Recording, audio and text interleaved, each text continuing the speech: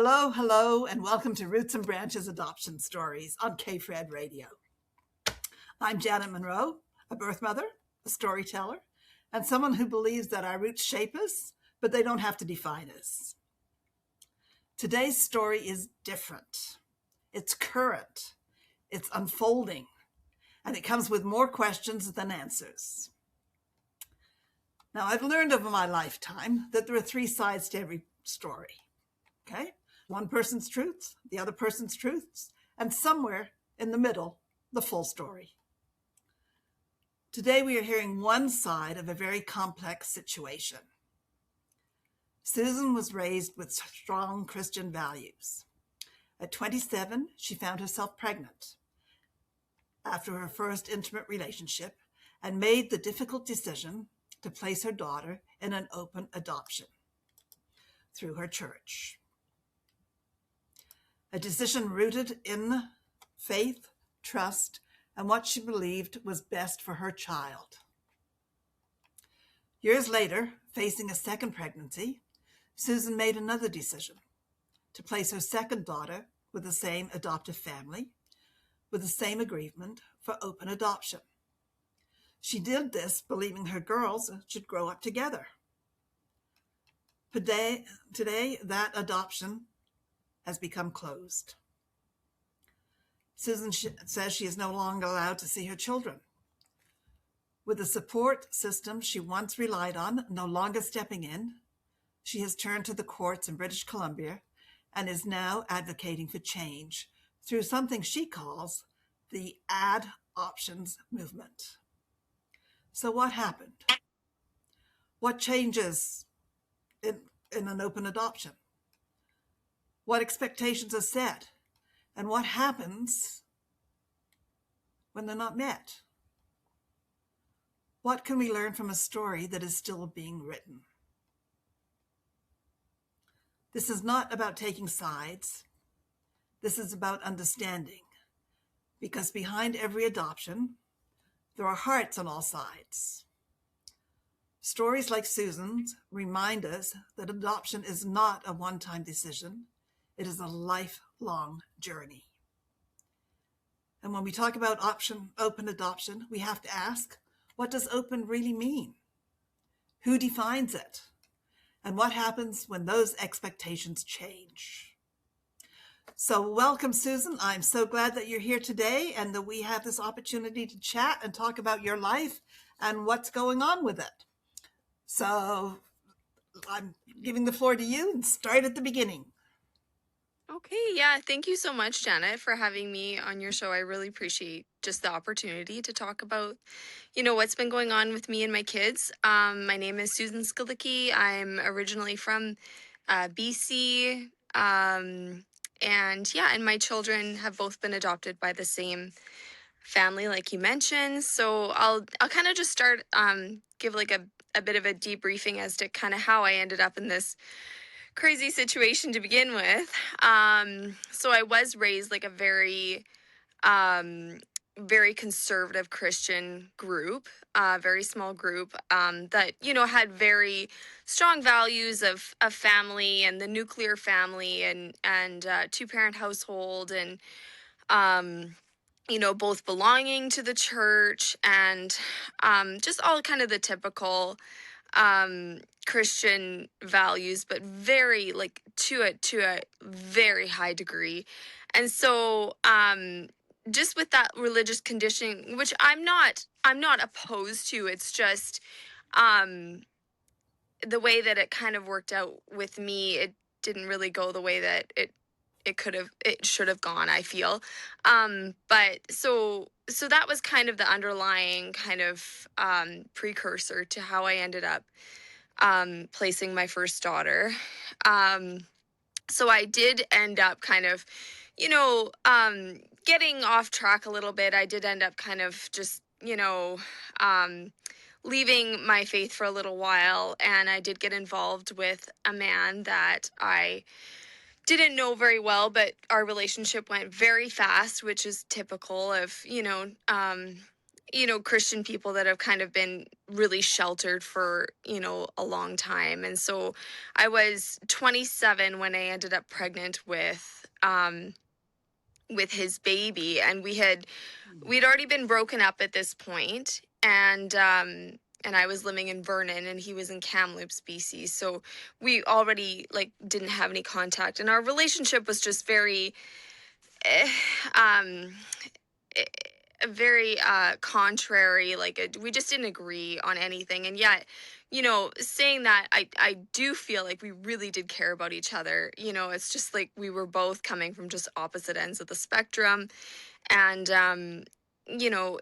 we just weren't ready for that. I knew that we weren't. And so yeah, so it was just absolutely devastating for me to find out that I ended up pregnant, because I hadn't abandoned my faith to that degree that I was ready to just, you know, go off and just throw everything away. So I just didn't really know what to do at the time, and at that time I didn't believe in abortion, from the religious conditioning. And so I chose to go through with the pregnancy, and I felt like my only option at that time was adoption. If I found a couple that was, of the same faith, that was willing to adopt the baby. And so I asked my one of the leaders of the church about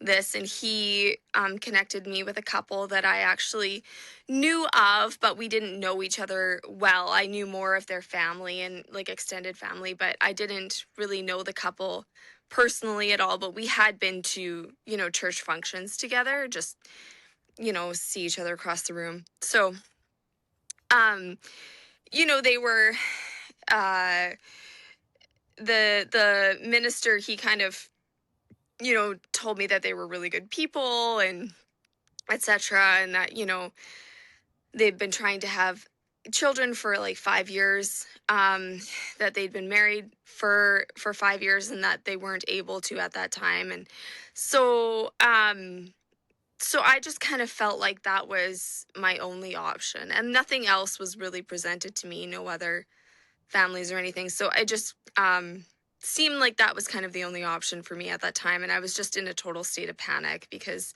I'd never been, even really in an intimate relationship before with any for any, period of time. So I didn't know how to handle the situation. And we never really talked about things like that at home because that was just taboo.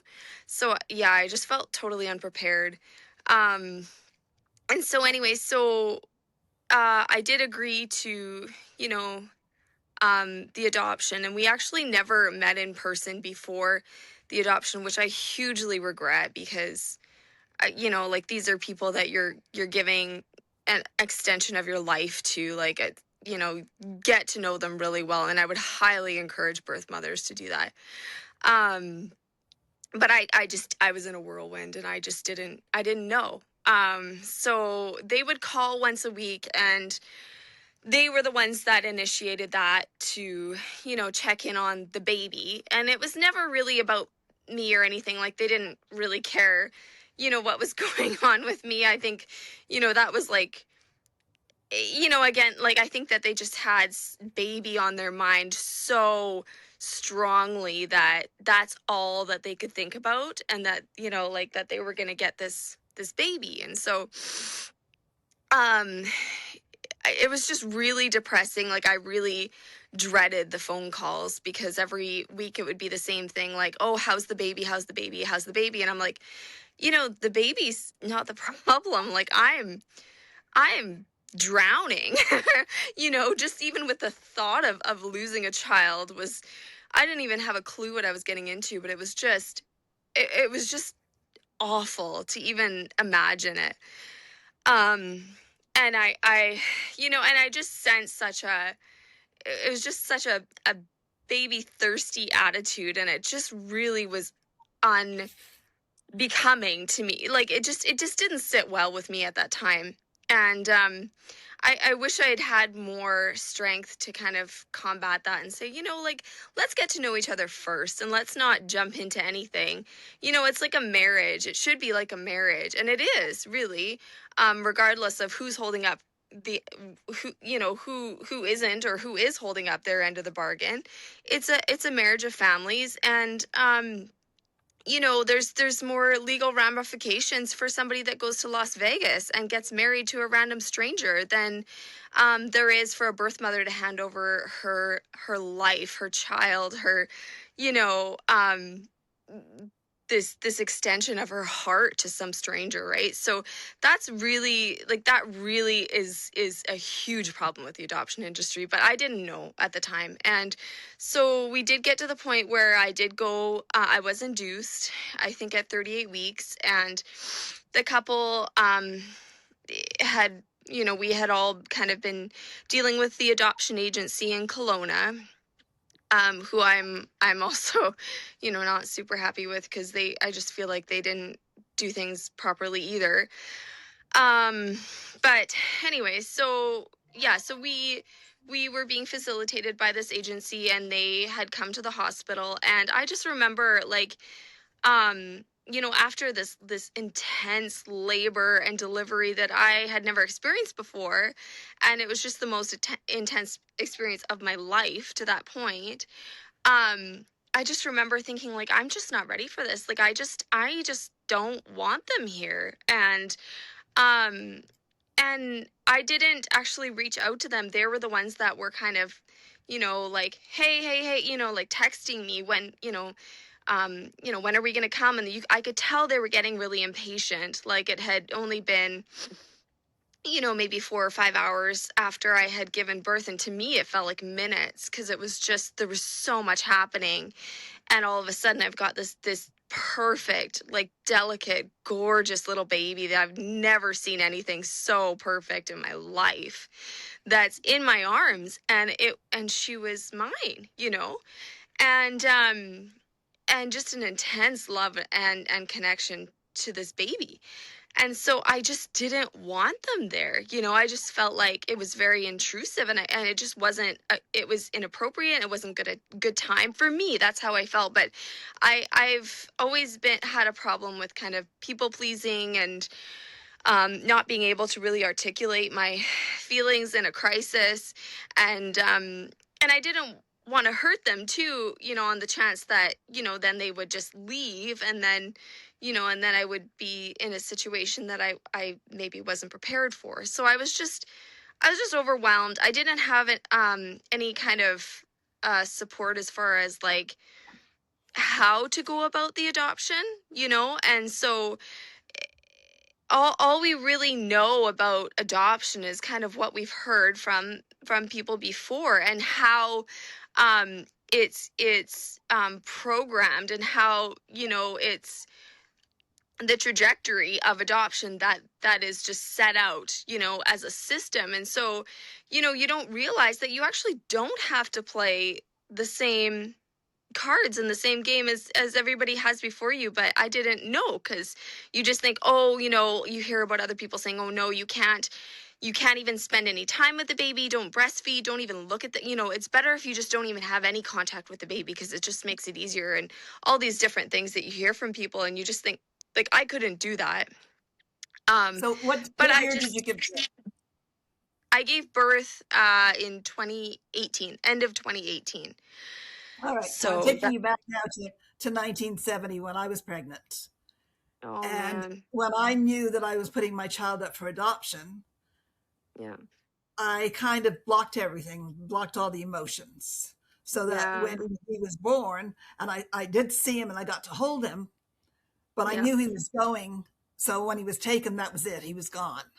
But Right. I kind of blocked all those emotions. So I didn't go through what you went through, but that was like 50 years Right. before you. And that was when, Well, that was what adoption was at that point in time. We didn't have yeah. that Oh, opportunity. And there was no such yeah. thing as open adoption back then. It was all closed. Yeah. So Yeah. I Yeah. didn't have that emotional connection to the child, to the fetus that you Right. obviously. Yeah, no, I did, more so because I just knew that I could never like abandon this baby. Like I knew this baby would need me, and I also knew that I would need this baby, but I knew I didn't have any extent to how much I would actually need her. But yeah, no, I back then, I mean, totally different story, right? Like that's just you didn't have any other options. And now they're giving us options, but really it actually is the same thing because at the end of the day, we really don't have any options because there's no protection. So, like the adoptive parents can still do whatever they want, and they do. And most open adoptions are closed within the first 5 years. And it's no wonder because usually adoptive parents tend to be very insecure in their relationship, with their non-biological child. And so, they tend to either get jealous or insecure or, threatened by this biological connection to their child. And, so then that happens more often than not. So really, like the concept of open adoption shouldn't even be proposed to these vulnerable women in these difficult situations because it is manipulation and it's coercion because they don't have any legal protection if things go south, and they usually do. So All right, I so you mean, say that yeah, generally it becomes closed after 5 years. yeah, He that's had the typical. another child a few years Yeah, later, so that they were yeah, going to be raised yeah. together. So let's go into that. So how they got together and then how it ended up being closed off.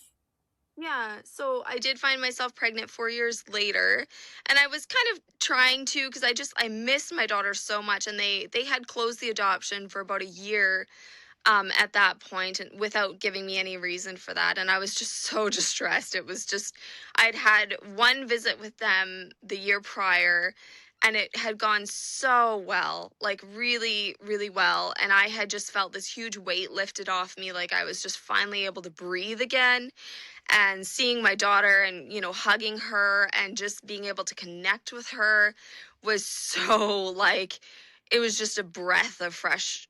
It was more than that. It was like I felt like I could live again. I had hope again. And so um I think that she became quite attached to me quite quickly in that visit, because right after that, they closed the adoption. So that was like just, and I tried to get an answer out of them, and I didn't, and then I got upset because wasn't getting any answers because that's how they deal with things. This couple is they just kind of avoid, any hard conversations, unfortunately, and so yeah, so I was very like all of a sudden we're getting somewhere and it's starting to get better, and then it wasn't. So I did end up getting pregnant again, with a second baby, and I was fully prepared to keep my second baby actually. I had every intention, I had everything ready for her, and I was working in Kamloops, BC at the time, and I ended up going into early labor at 27 weeks, which I was not expecting at all. And so they actually did fly me by medevac down to Victoria because that was the only hospital that would take, a premature delivery at that stage that had any open spots in the in the labor and delivery. And so um, I kind of ended up getting trapped in Victoria, which is about an hour and a half ish away from this couple and my daughter. And so at that point, I did reach out to them and I told them that, Nora's sister was born. After she was born, I let them know that she was born. And I think I just sent them an email and, you know, asked if they would come and, bring Nora to see her sister. And at first they were like, oh no, like that's too far. It was an hour and a half. Like I've driven 36 hours in the dead of winter to see my daughter for 30 minutes on the playground, but for them an hour and a half was too far to go for Nora to see her sister and just to see her birth mother, like, and that didn't surprise me really, but at least they had responded because they hadn't for the year. And so then I got thinking, well, I wonder if, the dad wasn't in the picture with this one either, in a good way anyways. And so I thought, well, I wonder if, I knew that they had been trying for another baby, and they hadn't been able to. And so I thought, well, maybe we can make it work. And honestly, up until that point, I think, like, just the thought of a second adoption made my stomach turn. Like, I would actually feel like I was about to throw up just thinking about it. It was so disturbing to me. But at that point, I just kind of had this illusion of grandeur, like, oh, like, my daughters can be together, maybe, and maybe this will heal the relationship. Like, surely, we can, like, I wanted a relationship with both of my children. I didn't just want this new baby to replace my oldest daughter. Like, I saw, some people going about their lives like that, and I thought, I don't want to just replace my daughter. Like, I want her too. I need her too, and this baby needs her. And so I said, well, like, maybe we could talk about an adoption. And as soon as I mentioned adoption, they were over there like a dirty shirt, like, as fast as you can, as fast as they could get over to Victoria, they were there. And all of a sudden, it wasn't very far at all. And so I think, just in my desperation, and I own up to this 100%, but I was using it sounds awful, but a mother will do absolutely anything for her children, but I was kind of using my baby as leverage just to see my daughter, because I was just so desperate just to even see her and spend time with her. That's kind of all I was thinking about. It was, like, I'm still looking after my baby in the NICU and breastfeeding every 3 hours, morning and night. It was exhausting. I was exhausted. My mother was sick at the time, and we had dogs with us. It was just an absolute zoo. But anyway, so we're dealing with all of this, and I really, at that point, I really didn't, like, I guess I was contemplating a second adoption, but I really wasn't at all serious about it. I was just more thinking, like, maybe we can just at least reestablish a connection, and if that's what it takes to get them out here, maybe we can just, find some mutual ground or something, and they can see that I'm not the villain that they've made me out to be. So anyway, so we started talking about things and etc. And they could tell that I was very, very apprehensive and very hesitant to trust them again. Because they had betrayed my trust so badly without even any explanation. And so we had multiple conversations in Victoria at the hospital area. It was all very kind of a blur, because I was just so exhausted just giving birth and this new baby, and also, meeting my daughter really for the first time, and actually getting to spend quality time with my oldest daughter for the first time in forever. And I firmly believe, if I hadn't dangled that carrot under their nose, I would have never, I still would not have seen my first daughter to this day. So anyway, I did what I felt like I had to do in the situation, and I did spend some time with my daughter, and still very limited, very supervised, very, controlled, but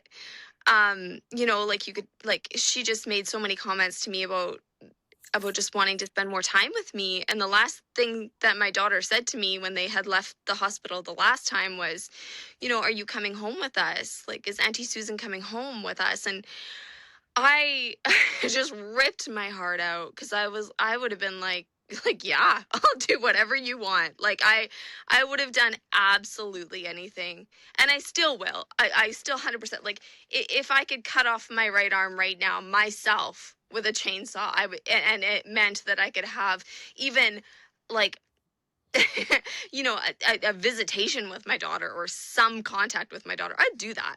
I would do whatever it takes. So, and I have been, I feel like my life has completely, you know, um, my top priority is my children, regardless of the fact of whether I'm raising them or not.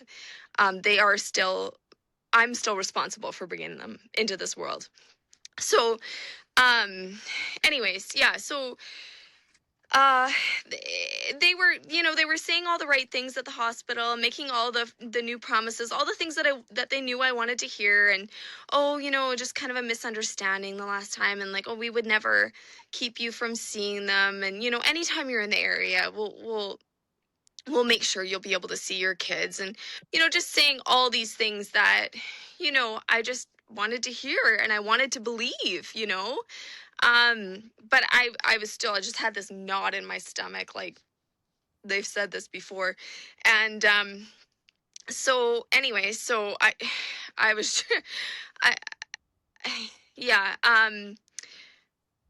so it got down to kind of brass tacks, and it was kind of the final weeks that my daughter was going to be discharged from the NICU. And so of course the nurses, everybody's kind of picked up on what's going on around, like, because I'm fairly open book to people. And so the nurses were really putting a lot of pressure on me to make a decision. And I just kept saying to them, I said, no, like, it just doesn't feel right yet. Like, I don't feel ready to make this decision yet. And they said, oh, no, no, no, the baby has to go home with its forever family. Like, we have to be able, it's a premature baby. There was nothing at all wrong with the baby other than it was just, she was small. But they were just so insistent that, they need to train and teach, whoever's taking this baby home permanently. Like, they need to be able to do all the baby training or whatever. Right. And I mean, this couple, they had a son of their own in between my daughters through IVF, and he was born premature, so they knew how to deal with a premature baby. And I had just been looking after my baby pretty well by myself in the NICU for the last 2 months. So I knew, like, it was a really pointless argument, but I was just not strong enough to fight back. I just was exhausted. And my mother ended up contracting a really bad virus while she was down in Vancouver, and she was my only support down there. And so, I was looking after her, and I was looking after the dogs, and I was looking after the baby. And in the middle of winter in Victoria, it was just mayhem. And it was just too much. And so, and I'm exhausted. I'm not eating. I'm not sleeping. I'm not drinking. It's just not it's a recipe for disaster for sure. And so I eventually just thought, fine, you know what? At least Nora will have a sister that she's related to, an ally and a comrade, in a foreign place. And maybe that will mean something to her. And so I just kind of caved in, and I just so badly wish I hadn't. And I actually called the next day. I said, no, like, I can't do this. And they said, it's too late. And I actually found out that according to the law and the Adoption Act, that the time that I did call my lawyer, the lawyer that was facilitating the adoption, that I actually was totally within my rights to, revoke my consent at that time because the baby had not been placed. But I didn't know that at the time because I hadn't pored over the Adoption Act, so I didn't know that, and apparently my lawyer didn't either. But so now everything has already been, finalized, and my baby's 3.5 now, and I've been fighting tooth and nail ever since to try and get any kind of contact. And it's like, it's just a battle from hell. It's so difficult as a birth mother with no resources, and then also being financially crippled by, having a baby and losing, time off work, and then just the emotional and mental grief surrounding it. For me, it hit me a lot harder than some. Like, it was just because I never did abandon I didn't abandon them. I didn't have that. I had no closure. These are still, like, living, breathing human beings that I feel responsible for, and so Yeah, anyway, I mean, there's just so many layers to it that I could go on, and but yeah, so the second adoption, so finally I said okay, and I caved in. And one of the things that the adoptive mom had said to me at just prior to my consent is, she said, oh, like, well, what's Nora gonna think if you gave her up but you don't give this baby up? And she was just like, saying anything she could.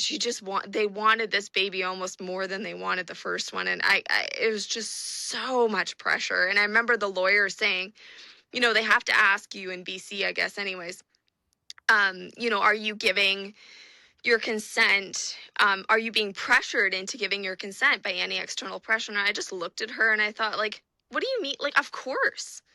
There's no other way that any woman would do this. Of course. Like, of course I'm being pressured. But, like, I just felt so defeated and so, anyway, she still let me sign the consent. So I guess that question didn't really matter. But, yeah, like, I just felt like and also, like, another thing just with this family, with this couple, is just the level of insecurity that I've experienced with them.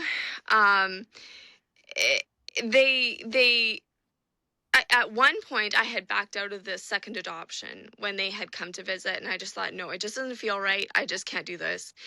And they left, and they took Nora with, they had brought Nora for that meeting, kind of intending to pick up the baby and take off. And um and I just thought, no, I just can't do this. It doesn't feel right. I'm not ready. It's no. And so I backed out of it, and they, like, without even letting me say goodbye to Nora or anything, they just took her and left. And I thought, well, that's the last time I'll ever see my daughter again. And at that point, I knew that the way that they were and the way that they had behaved up until that point, that unless I did go through with this adoption, very likely I would never see my oldest daughter again. And so at that point, I just felt like trapped. Like, I didn't, at that point, I just felt like, well, you know, you've already lost your child, at least you could give her a sibling. And in my, exhausted state, I ended up just giving in. And I really regret that, because I shouldn't have. I really shouldn't have. But The did you have did the second adoption go through the same agency as the first adoption? Through yeah, that agency that's in the Canada? only agency in BC that they have. Yeah. Okay. And did you have a legal agreement for binding for an open adoption?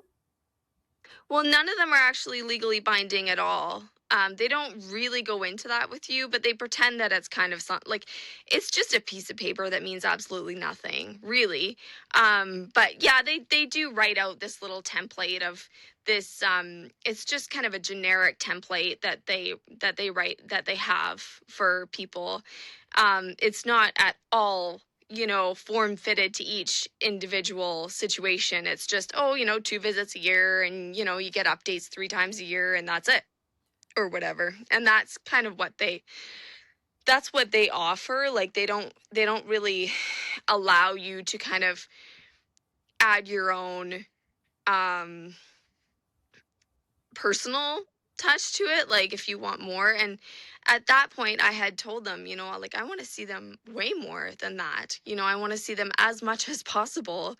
And they had agreed to that, but unfortunately, we didn't get that down on paper at that time. And so, yeah, so they're not legally binding, but in in BC, and probably other provinces as well, is that if you do have a legal agreement, even if it's not legally binding, you can go to the courts and ask for them to enforce it, or ask for them to make it legally binding, if, the circumstances surrounding it is appropriate, and if ultimately it's in the best interest of the child, which to me is kind of laughable, because, adoption, the best interests of the child are never ever questioned or considered, or analyzed during the adoption.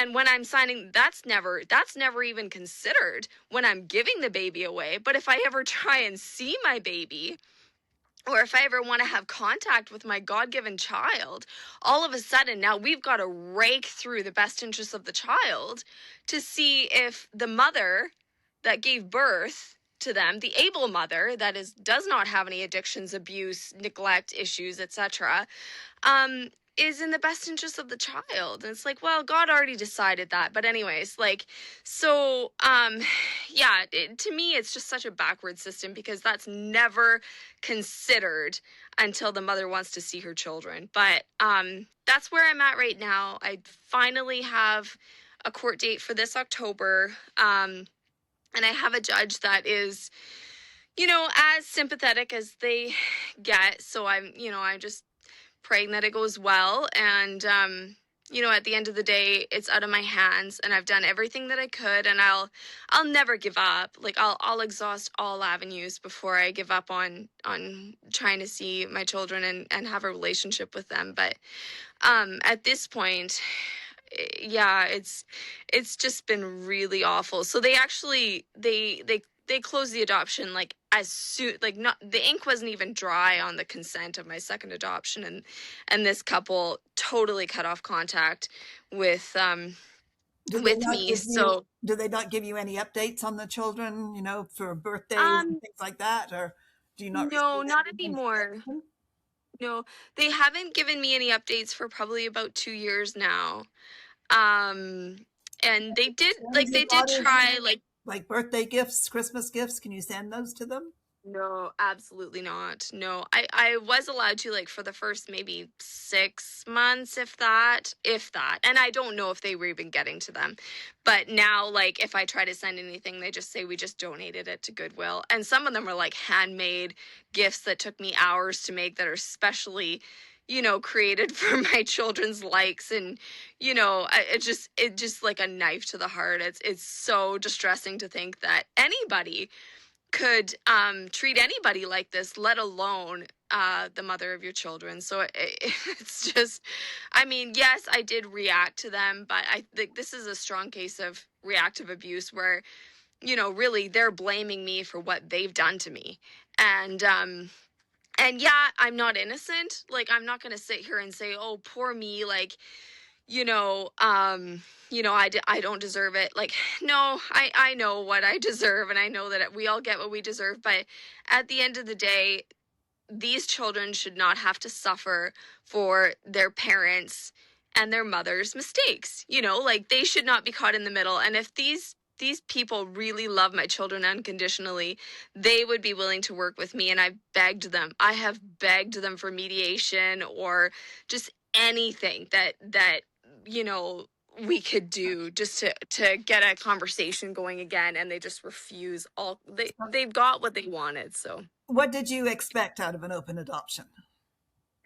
a blending of family, like, and that was even what was told to me, as a part of my church. Like, our church believes very strongly that we are a family, like, closer than blood, supposedly, and that we never turn our backs on each other for any reason, unless, like, you've got something really serious going on. And then, like, yeah, like, you do not turn your back on a brother um without a very good reason, and even then there needs to be, like, all attempts to restore peace and reconciliation. And so that was something I was raised very strongly with, and I still believe to this day.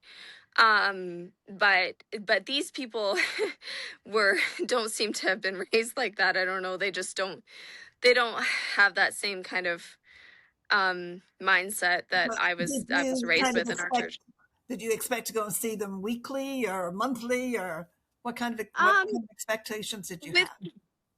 Well, with the first adoption, I felt so low and so unworthy to be in my daughter's life. Like, I just that shame and that guilt that I just felt like I had no right to ask for anything. So I did ask for 2 visits or they grant you 2 visits a year with the adoption agency or whatever. And so so that was kind of my expectation, was 2 visits a year in the first adoption. And the second adoption, I realized like that's totally not it's just not going to work. That doesn't work for me at all.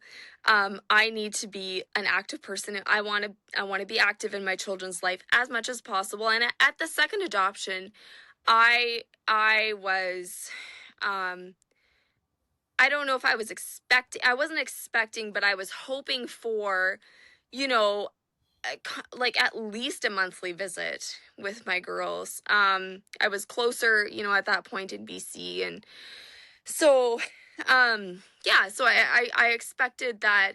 I expected that it would be a growing relationship instead of this stagnant, oh, we're going to do military style 2 visits a year and it can't go beyond that, blah, blah, blah. Like I was expecting that just like these children are growing and adapting and having, their needs are growing, that so would my relationship with them. And that was something they had agreed to, that they said, oh, we want the girls to be able to, decide in the level of contact. But, when Norris says, oh, is she coming home with us? And she's, articulating very clear desire to spend more time with me, they veto that. So that, like they're just, they say one thing, but then they just do another, and because it's hard to The actually girls know follow that through you're on that. the. Yes. Do the girls know My you're the oldest, biological mom, and yeah. the oldest one does? My oldest one does. I don't know what they've told my baby. I don't, yeah. I think they're just kind of like, they're the type of people that are very avoidant, and that's very typical in adoptive parents. From what I hear, is that they try and avoid the conversation as much as possible, which leaves adoptees feeling very stifled and trapped, because then they can't talk about the thing that's most on their heart with the people that are supposed to be the closest to them. And so anyway, like that is also very just an emotional prison for these children. But yeah, I don't know anything. Like, I haven't seen my baby since they adopted her. And So, she, do you yeah. believe there is always a connection between the fetus and the biological parent? Oh, I mean, it's proven, right? Like, we have scientific data that shows that, we like we have, of course, like there's no way that it can't be. Like, God can't join two people together and then man comes along with a piece of paper and says, "Nope, we're going to do things differently." And all of a sudden, just a law or man can't come along and veto something that was created by the creator. So, I mean, obviously there's a very strong connection there, but adoptive parents do like to do everything they can to destroy that and kill that, and it leaves very broken children and mothers. But like, my emotions that are very strong and very raw still after all this time, are nothing compared to what these little girls are going to feel when they start to find out the truth and even just experience this biological alienation and amputation from their family and their culture. As they become adolescents, like, if they can't handle the emotions of the mother, they will not be able to handle the emotions of the children. I firmly 100% believe that, because they are mirror images of each other, and one does lead to another. And we even have, all this scientific data on adoptees and birth mothers that show a direct correlation between the level of distress and grief that a birth mother goes through and anguish that she goes to actually directly impacts the adoptee, regardless of contact.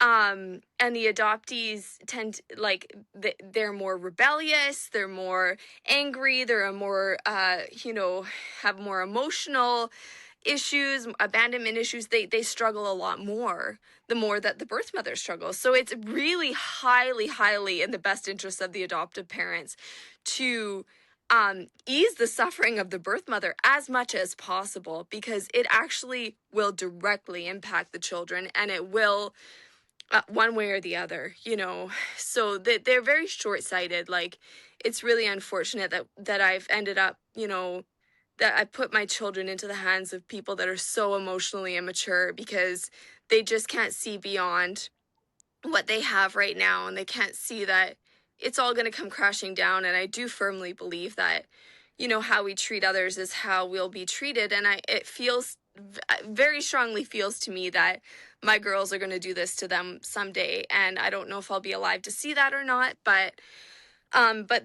that's the only way that they're really going to understand what they've done to me, and what they've put me through. And yeah, like, there's things that I wish I had done differently. I wish I had slowed everything right down. I wish I'd been able to do that at the time. I did try, but as soon as the agency and the lawyers and the hospital gets wind of things, it's just, the pressure is so intense. And then the adoptive parents are just sniffing a new baby, and it just, the pressure on one person is just, it's just tremendous. And if you're not, and if you're vulnerable and you're hormonal and you're exhausted, you're not going to be able to stand up to them. And that's unfortunately what happened with me. I was just in that situation. And so, I did react to them, but, for me, it's just so bizarre that now they're the ones that are playing the victim, because, oh, she's taking us to court and we have to pay extra for these kids that we never wanted to. And, and they're boohooing, and they're, crying to the judge and saying, oh, this has just been so traumatic for us. And I'm like, what? Like, all you have to do is pick up the phone and say, hey, let's have a chat. Let's talk. Let's try and find some mutual ground for the sake of these girls. That's all they have to do, but their egos won't let them do that. And to me, it's just heart-wrenching, because the sacrifice that I made for these girls was so extreme, beyond anything I could have imagined. And yet here they are, learning how to be selfish and just to be takers, and how to, get everything that they can out of somebody and then just dispose them, and to lie and to break promises, and like all of those things that are just those values that are so important to me, that are so,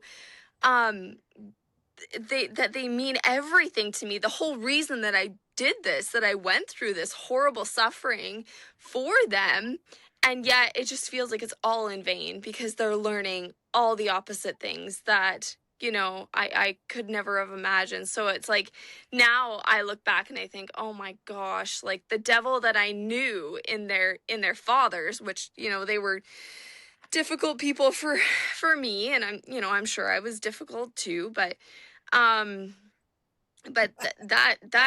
devil is better than the devil you don't. And I didn't know them, and that's my biggest regret, is that I never spent the time to get to know them and to make them actually put some skin in the game before, signing away my babies, that, like, they're my life, and they're my living heart. And so, yeah, I hope that one day my children will see, regardless of how this goes with the court, that, I did everything that I could, because, like, this court case at best is going to give me, breadcrumbs with my girls. But I'm praying for a miracle. I'm hoping against all odds that it might go differently. But I'm trying to stay realistic too, and not get my hopes up too much too. But yeah, it's just been hell, honestly. I know that adoption could go well, and I've seen it more often than not. Open adoptions don't, but they could if there was not this huge power imbalance of, we're going to just throw all of our ducks, and all of the power and authority is going to go to this naive, typically insecure couple that just has money and a house and a marriage, and the bar's low. Like, the requirements are actually quite low. They do a home study, but it's very superficial, and they don't actually really get any training. They're not required to get any training on adoption, on grief, on trauma, on how this is going to impact the baby, the benefits of open adoption. None of that. Like that would have been, even that would have been helpful, to have us go through that. But that, you know, that wasn't a requirement either. So it was just, I just didn't have anyone going to bat for me, in my weakest moment. And I'm trying to go to bat for myself. What And about your church? What about the church my that put you church two together? dropped me. No, I've gone to them countless occasions, and especially to this man that, set me up with this couple. I have just begged him and like basically all but gone to his door and just like cried on my hands and knees for anything, for any kind of mediation or just to talk to them or anything. Like I have just begged him and the church itself for any help or support in this matter, and they will not touch it with a 10-foot pole, which has really, really disappointed me, and really made me kind of a lot more wary about organized religion. I just realized that they, as much as I have gotten some good values from them, and I'm really thankful for what I have gotten from them, but the churches globally have just had a tremendous downward spiral over the last 10 or so years, and none of them are doing well. So I think, I was foolish to expect anything more from them, but I thought I could. How about the Yeah. And agency that you dealt with? Are yeah, they they able to have help you in been, any way? no, I actually probably more the opposite. They're more helpful to the adoptive parents in the court proceedings. And I've tried reaching out to them now because there's a court case going. I think they're using that as a reason to just not have any contact with me at all. But like I have been fairly straightforward with them as well, just saying like, things were not done properly, and they weren't. Like I was fully within the parameters to revoke my consent the second time, so I technically should have still had my baby. And then they also had counseled me like to not put the father down on the documents that, ask you at the time of consent. They ask you if you know who the birth father is, and the first time they said, oh, just, leave that blank, just say you don't know.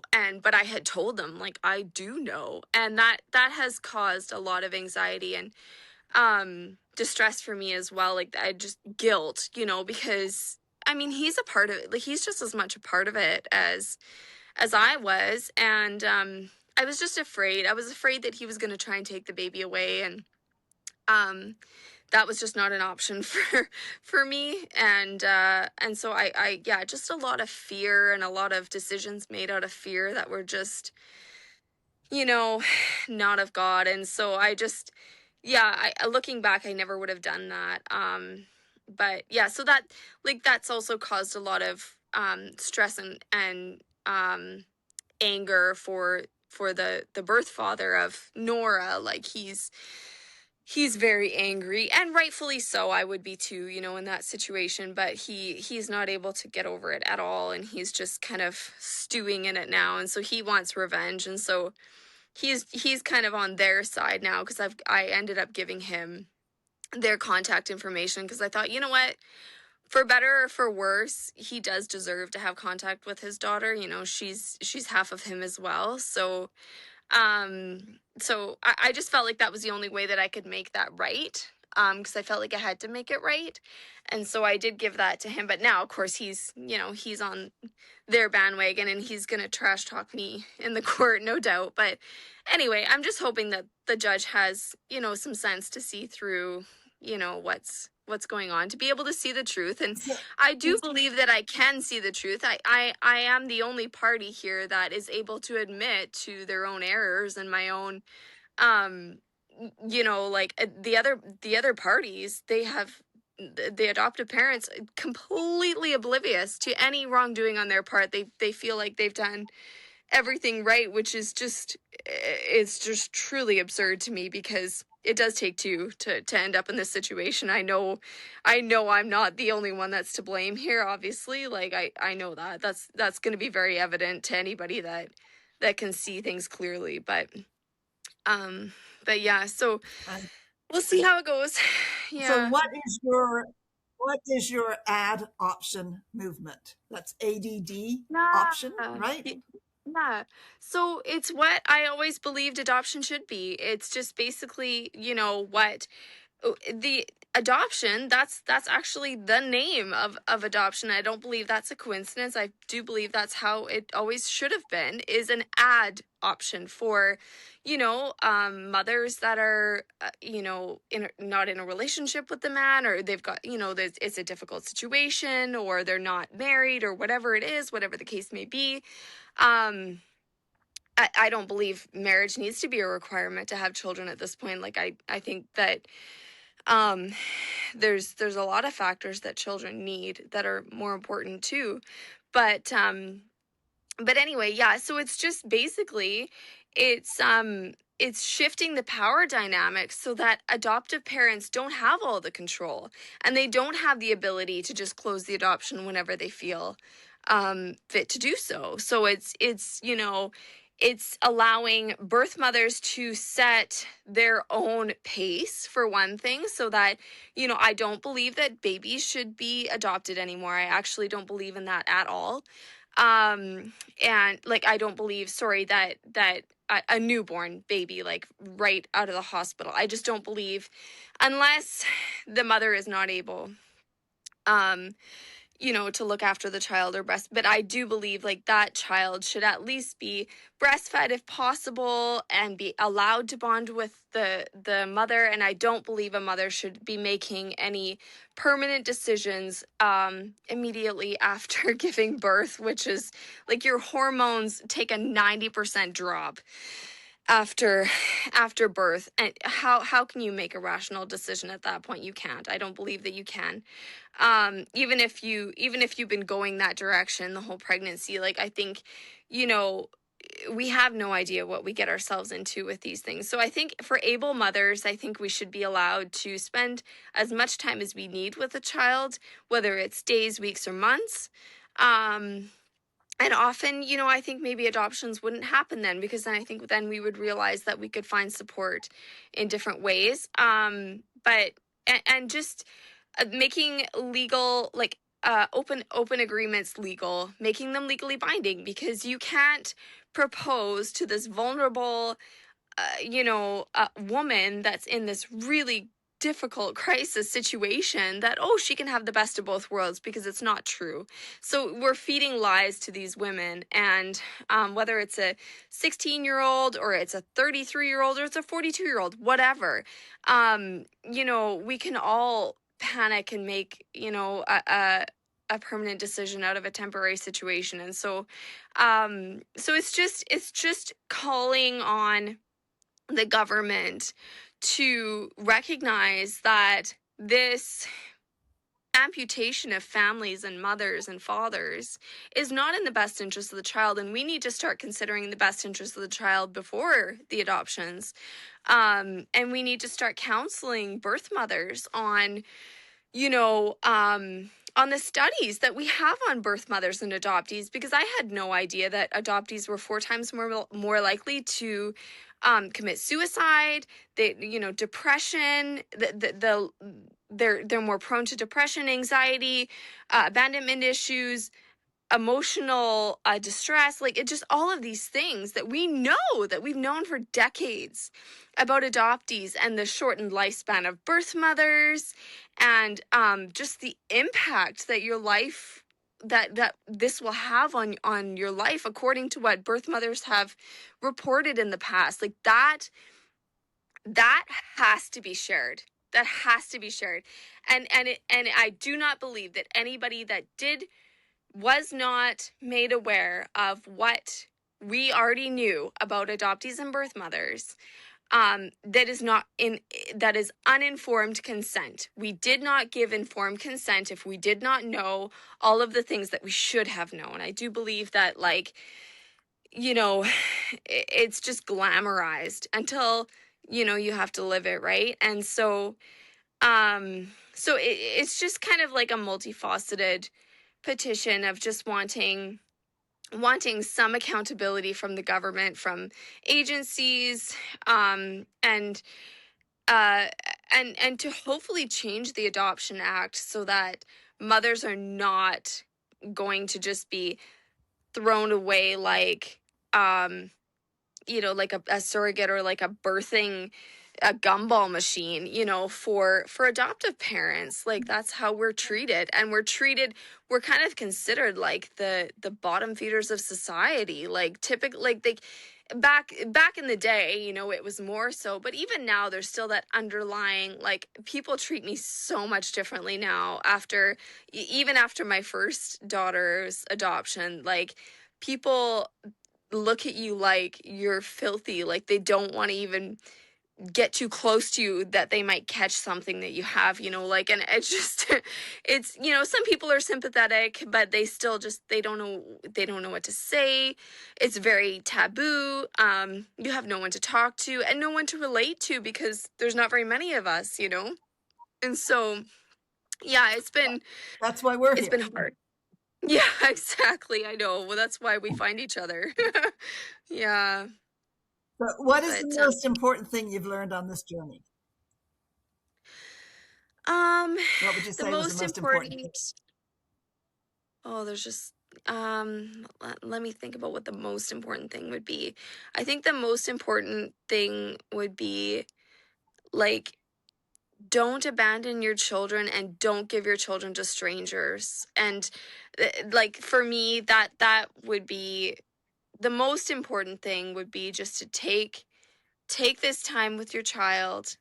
And I would have definitely 100% at least got a notarized agreement in front of a lawyer before I signed my consent. If I had a chance to do it over, I would get at least that, because it's a little bit easier to go to court and say, like, we sat down and we talked. And I would ask, in an openness agreement, I would ask for more than I wanted, or more than I felt like I needed.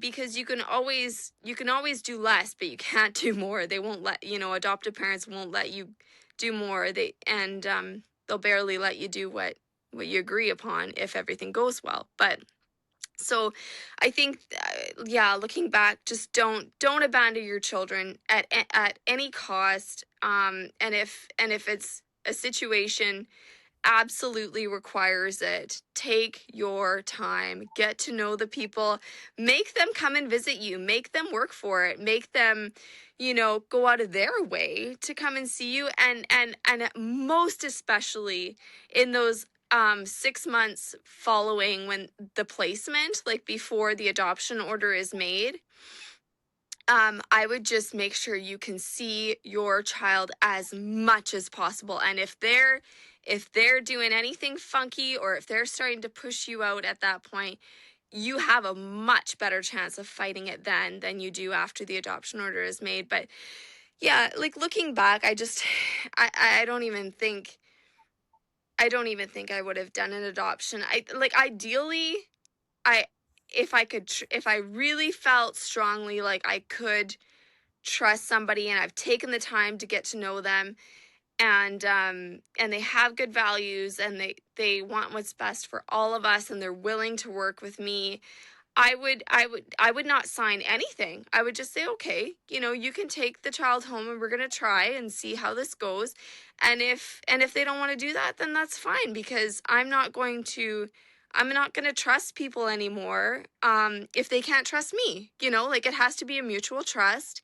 And after 6 months of having a child in your care, you can get an adoption order. And I think that's the way it really should go. I don't think these mothers who are spiraling and panicked in horrible situations, some of them abusive situations,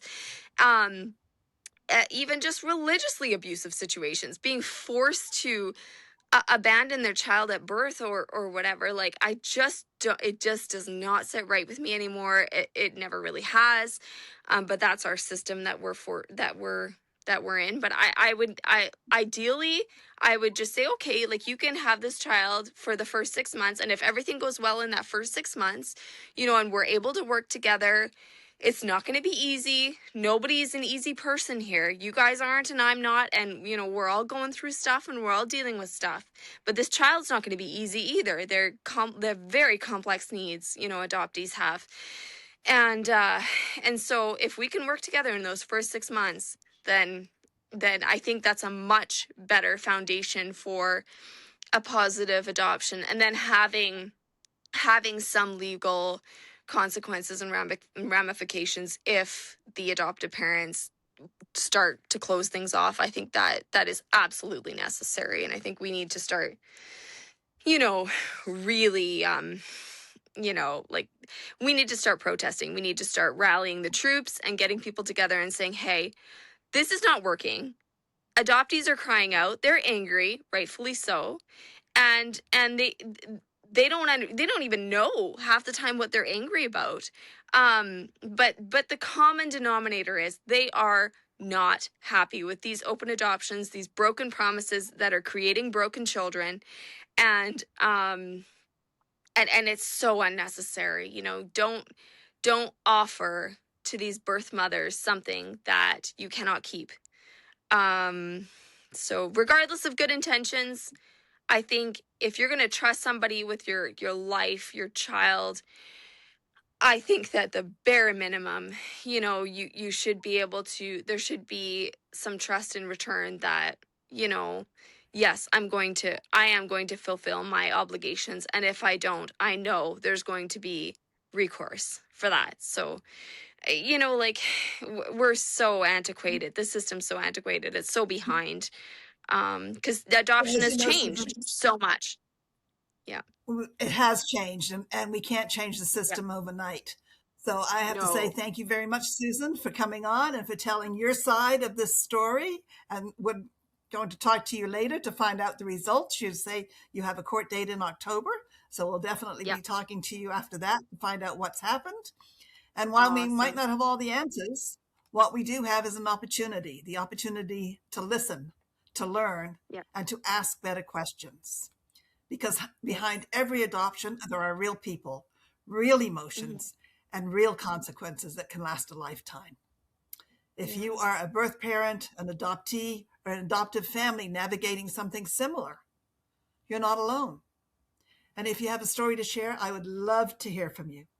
You can reach me through our website at www.rootsandbranchesadoptionstories.com or call me directly at 615-870-6433. And if this episode made you think or feel or see adoption just a little differently, please share it. These are conversations we need to have. I'm Janet Munro at Roots and Branches Adoption Stories on KFred Radio. Until next time. Thank you, Janet.